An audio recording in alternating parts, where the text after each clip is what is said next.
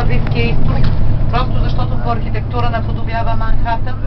Това, което е сега отляво, това е мол, един от известните молове в Абу Даби, въпреки че не е известен чак толкова като шопинг дестинация, с търговска дестинация Абу Даби, както е Дубай.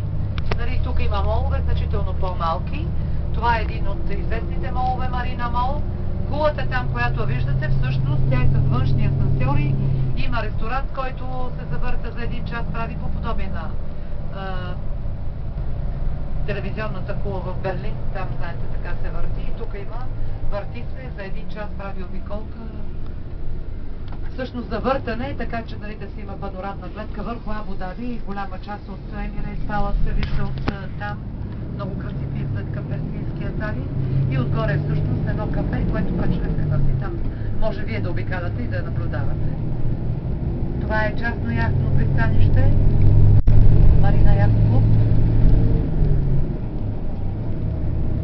Има едни такива яхти, които са с бяло и червено знамена. Те са обикновено на такива собственост на членове на шейхската фамилия. Иначе това тук е мястото и от другата страна, където се провеждат много такива състезания водни.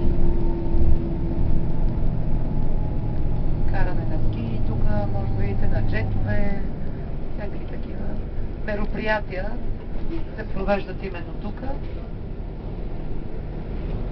Един номер, да, 163. Аз ви разказах, че тук колкото по-малко са номерата, толкова е по-богат собственика. Ако е с два номера, значи е супер богат. От ляво това, което може да видите, това е острова Лулу, там насипания пясък. Лулу на арабски език означава перла.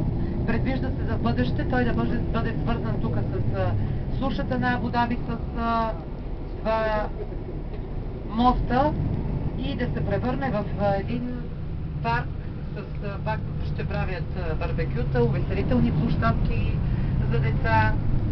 Аз ви казах, че тук непрекъснато се мисли за отмората и отдиха на жителите на Абу Даби. Значи, сега